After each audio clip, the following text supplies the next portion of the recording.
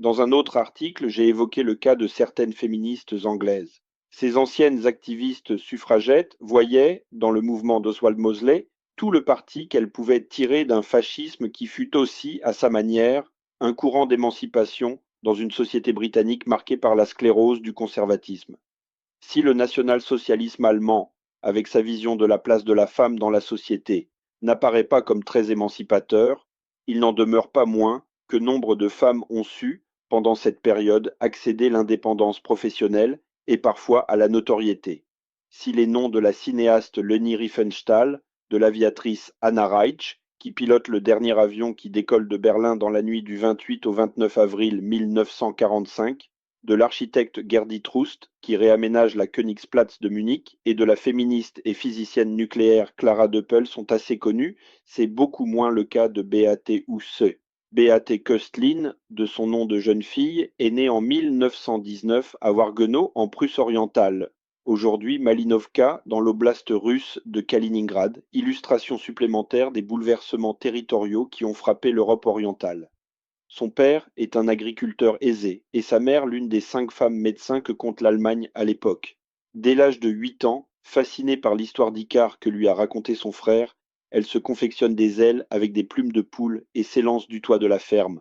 Elle en sera quitte pour de nombreuses contusions et quelques entorses. En 1932, elle est scolarisée dans une école à la pédagogie alternative, la Schule am Meer, école au bord de la mer, située sur l'île de Juist en Frise orientale. Son fondateur, Martin Luzerque, est un personnage difficilement classable.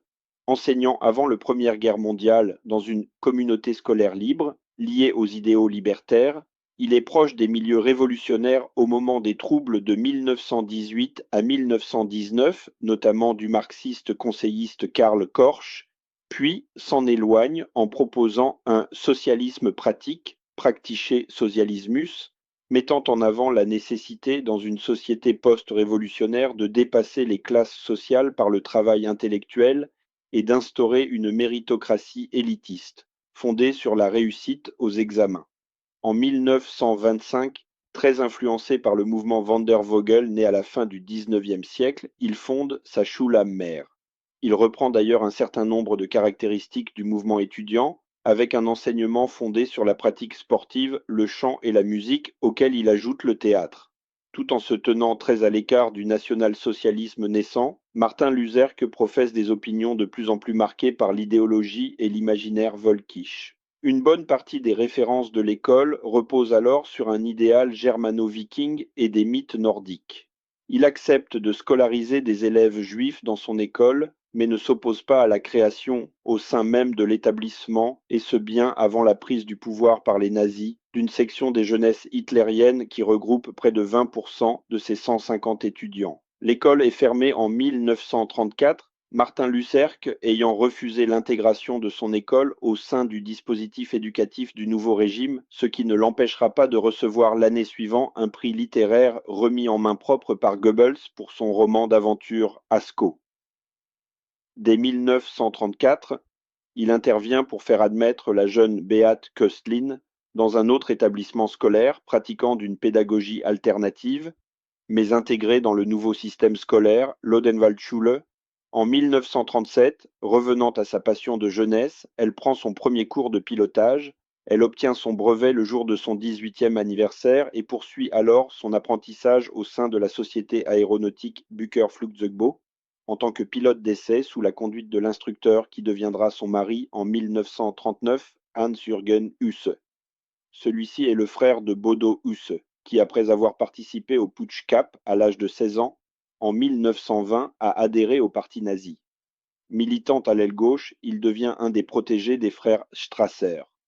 Opposé à la ligne d'Hitler, jugée trop capitaliste conservatrice, il se rapproche de Bruno von Salomon, le frère aîné de l'auteur des Réprouvés, militant dans l'aile révolutionnaire du mouvement paysan. Les deux hommes rompent avec leurs organisations respectives en 1930 et rejoignent alors le Parti communiste allemand. C'est probablement en songeant à la trajectoire de son frère qu'Ernst von Salomon a écrit La Ville, en 1932. Parallèlement à son travail pour Bücher Flugzeugbau, Beate Husse travaille pour le cinéma, devenant la première femme pilote cascadeuse de l'histoire. Elle joue notamment dans les films de propagande Détroit 88, Équipage de gloire en 1939 ou Achtung, Find Her Me, curieusement traduit sous le nom de Cruelle méprise, en 1940. Dès 1942, elle est mobilisée comme pilote convoyeuse pour amener les appareils de l'usine à leur base opérationnelle sur le front de l'Est. Sa dextérité lui permet d'échapper à plusieurs reprises à la chasse soviétique. Elle accède au grade de capitaine de la Luftwaffe en 1944 à 26 ans, année où son mari, pilote de chasse, trouve la mort dans une collision entre deux appareils.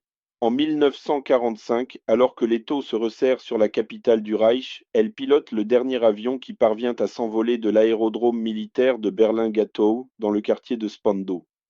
Le 25 avril, son petit Cybèle FH-104, avec à son bord son fils de 2 ans, sa nounou et 4 autres personnes, s'élance sur une piste grêlée par les bombardements et parvient à décoller sous les tirs de l'artillerie soviétique. Elle finit à se poser derrière les lignes britanniques. Elle apprendra plus tard que ses parents ont été massacrés par des soldats de l'armée rouge durant leur conquête de la Prusse orientale. Veuve avec un enfant en bas âge, désormais sans emploi, Beate Husse observe avec un certain recul sa patrie agonisante, enterrée sous les décombres de ses propres villes. Cette Allemagne année zéro de 1945 est alors très féminisée. Sur 2 700 000 Berlinois, près de 2 millions sont des femmes. Entre les morts et les prisonniers de guerre, plus de 16 millions d'hommes manquent alors à l'appel. On estime par ailleurs que durant cette période et dans les mois qui suivent, plus de 2 millions de femmes allemandes sont victimes de viols répétés, et pas seulement dans les territoires conquis par les soviétiques. Beaucoup de ces femmes des ruines, Trümmerfrauen, veuves ou épouses de prisonniers, sont alors contraintes à la prostitution pour survivre. D'autres essaient de trouver un protecteur parmi les troupes d'occupation. C'est notamment le cas de la narratrice anonyme d'une femme à Berlin, Eine Frau in Berlin. On sait aujourd'hui qu'il s'agit de l'histoire vraie de Martha Hillers qui, après plusieurs viols, accepte de devenir la chasse gardée d'un haut gradé de l'armée rouge, tout en y trouvant un moyen d'avoir de la nourriture.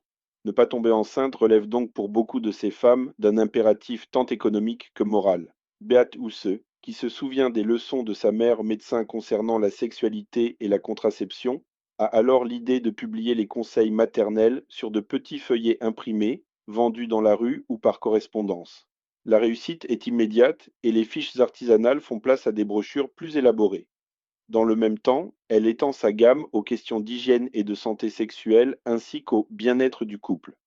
Formule pudique pour parler d'érotisme. En 1962, devant le succès grandissant de ses publications et produits, elle dispose d'un fichier client de 5 millions de noms. Elle inaugure dans le centre-ville de Flensburg, entre une boulangerie et une boucherie, un type de commerce alors unique en son genre, le premier sex shop. On y trouve aussi bien des livres et des brochures que de la lingerie et des préservatifs, et même des livres de mariage pour les jeunes couples. Ce magasin spécialisé pour l'hygiène conjugale, copié ensuite par d'autres, dont l'ouverture fait grand bruit en Allemagne, connaîtra un succès certain. Dans les années 90, la société BAT UC AG gère une trentaine de sex shops et près de 25 cinémas X pour un budget de 100 millions de marks. En 2001, Beate Houchet décède en Suisse après l'introduction en bourse, si l'on peut dire, de sa société en 1999, avec un dernier scandale à la clé, puisque les titres mis en vente sur la place de Francfort comportent des pin-up dénudés qui en font les documents boursiers les plus originaux jamais édités. Sous couvert de libération sexuelle, il est étonnant de penser que la sexualité, en tant que produit de consommation de masse, est finalement la fille naturelle du sexe forcé imposé par les troupes d'occupation aux femmes allemandes,